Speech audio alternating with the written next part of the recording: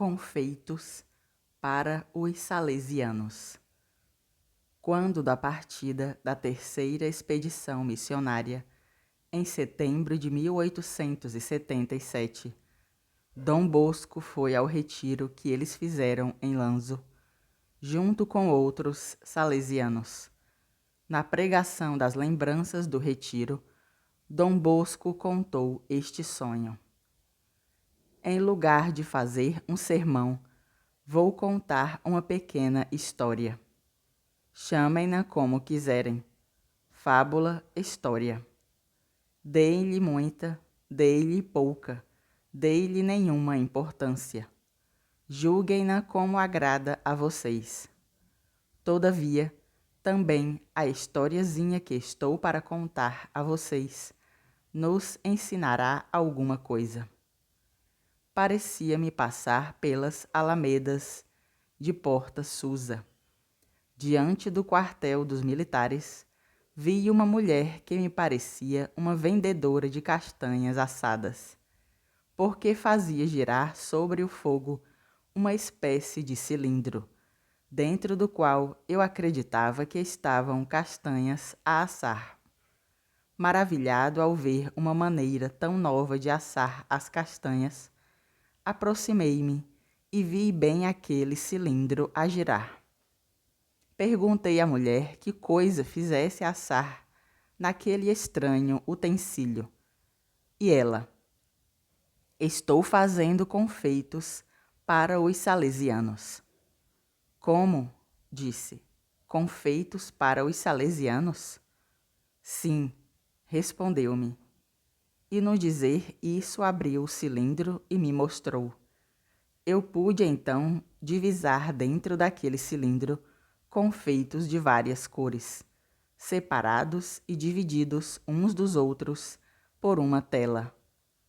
Uns eram brancos, outros vermelhos, outros negros. Sobre eles vi uma espécie de açúcar engomado, que parecia gotas de chuva ou de orvalho caído recentemente. E sobre estas gotas de chuva estavam espalhadas em alguns pontos manchas vermelhas. Eu então interroguei a mulher: podem-se comer esses confeitos? Sim, disse, e me ofereceu alguns. E eu: mas quer dizer que alguns desses confeitos são vermelhos, outros negros e outros brancos? E aquela mulher: os brancos custam pouca fadiga, mas se podem manchar facilmente.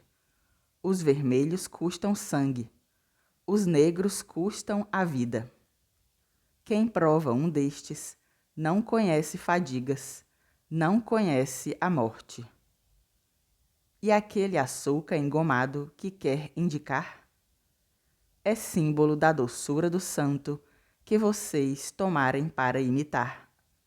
Aquela espécie de orvalho significa que se deverá suar e suar muito para conservar esta doçura, e que às vezes se deverá até versar sangue para não perdê-la.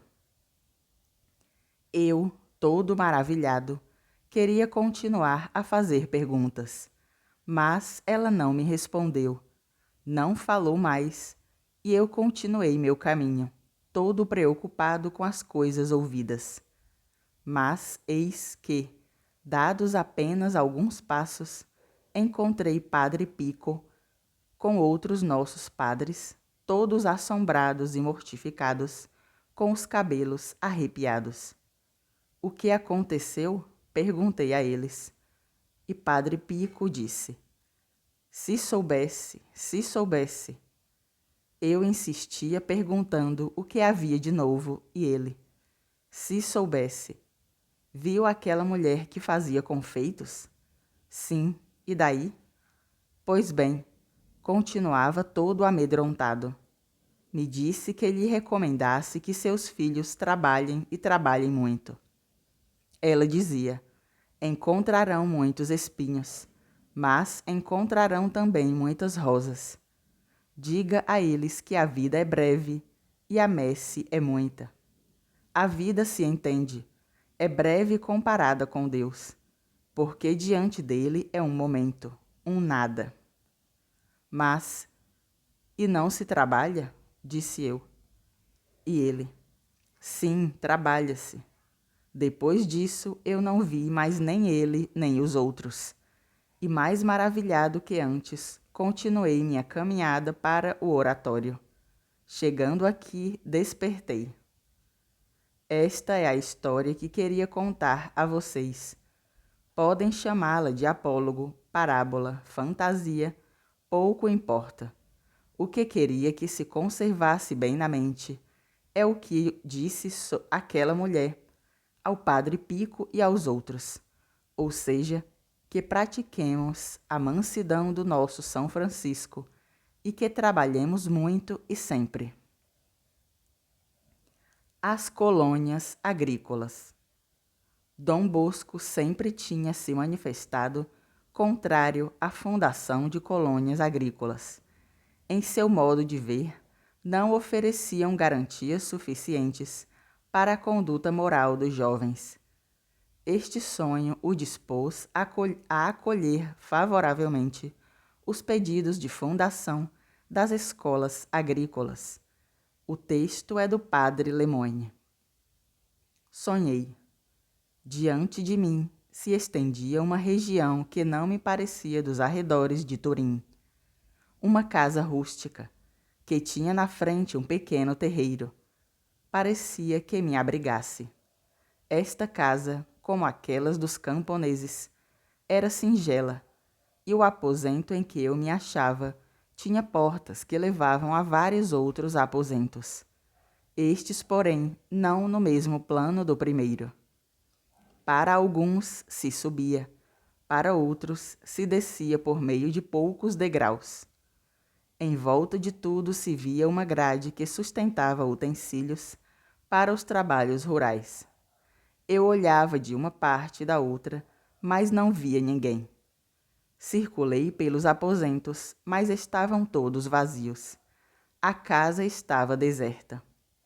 Foi quando a voz de um menino que cantava chegou ao meu ouvido.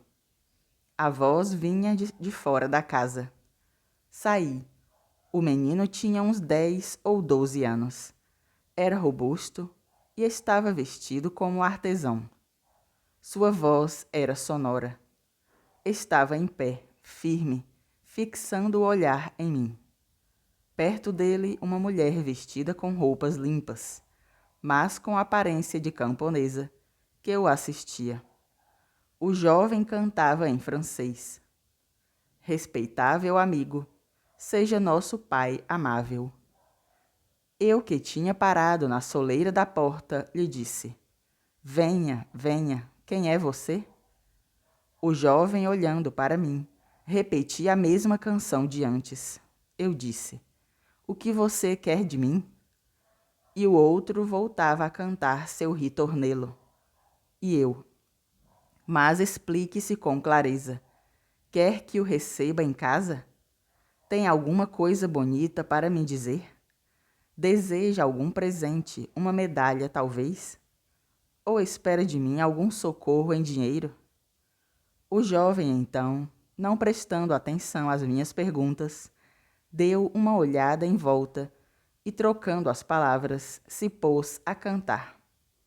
Eis meus companheiros, que dirão o que nós queremos.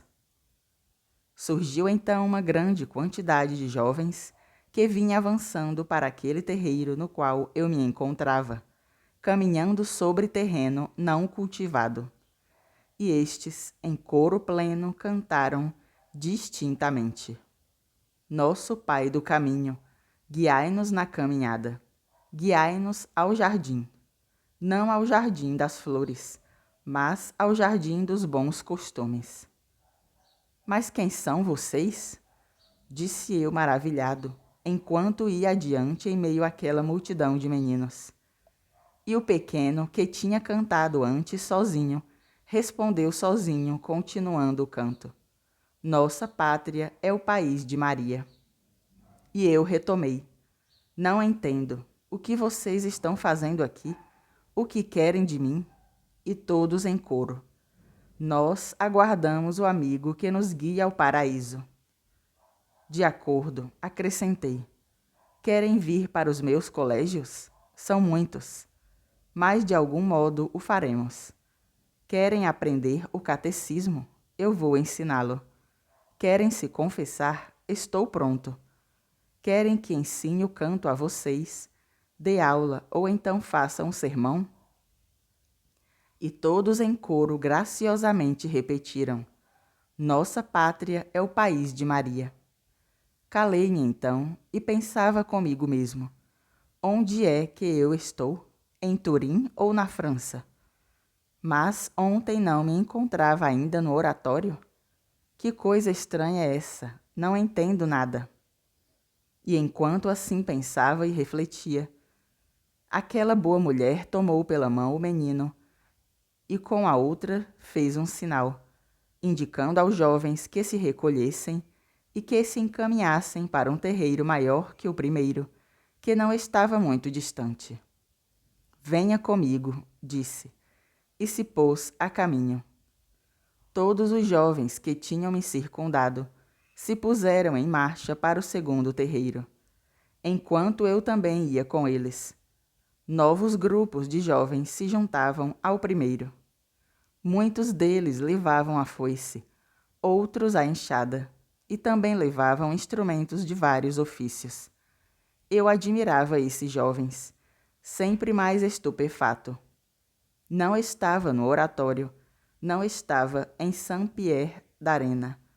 Dizia comigo mesmo: mas eu não estou sonhando, porque estou caminhando. No entanto, a multidão dos jovens que me circundava, se às vezes eu diminuía o passo, esbarrava em mim e me empurrava para o terreiro maior. Entretanto, eu não perdia de vista a mulher que nos precedia e que atraía minha viva curiosidade. Com aquele seu modesto vestir de montanhesa ou pastorzinha, com aquele seu lenço vermelho no pescoço e peitoral branco, parecia-me também um ser misterioso, embora nada tivesse de surpreendente, nem em seu eterno. Sobre aquele segundo terreiro havia uma outra casa rústica, e pouco distante um edifício muito bonito. Quando todos os jovens se recolheram naquele terreiro, a mulher se dirigiu a mim. Olhe estes campos, disse-me. Olhe esta casa, olhe esta juventude. Eu olhava, e a multidão dos jovens era incontável. Somavam mais de 1000 vezes numerosos do que os que tinham partido do primeiro terreiro. E a mulher continuou: estes jovens são todos seus. Meus? Respondi. E com que autoridade a senhora os dá a mim? Não são nem seus nem meus, são de nosso Senhor. Com qual autoridade? Retomou a mulher. Eles são os meus filhos, e eu os confio a você. Mas como farei eu para vigiar uma juventude tão vivaz, tão imensa? Veja aqueles jovens que correm loucamente pelos campos e os outros que os perseguem. Estes que saltam os fossos, aqueles que sobem nas árvores, aqueles lá brigam. Como é possível que eu sozinho os mantenha todos em ordem e em disciplina? Pede-me o que fazer? Observa, exclamou a mulher. Voltei-me e vi avançar um novo grupo numerosíssimo de outros jovens. E eis a mulher a lançar e estender um grande véu sobre eles e cobri-los todos. Onde tivesse pegado o véu, não vi. Depois de alguns instantes o puxou para si. Aqueles jovens tinham se transformado, tinham se tornado homens, eram todos padres e clérigos. E estes padres e clérigos são meus? Interroguei a mulher. Ela me respondeu: são seus, se os fizer tais. E se quer saber alguma coisa a mais, venha aqui. Ela me fez avançar um pouco em sua direção. Mas diga-me, boa mulher, diga-me, que lugar é este? Onde estou eu? A mulher não respondeu, mas com a mão fez sinal àqueles jovens que todos se recolhessem em torno dela. Os jovens se aproximaram e ela entoou: Atenção, meninos, silêncio. Operários, aprendizes, cantem todos juntos.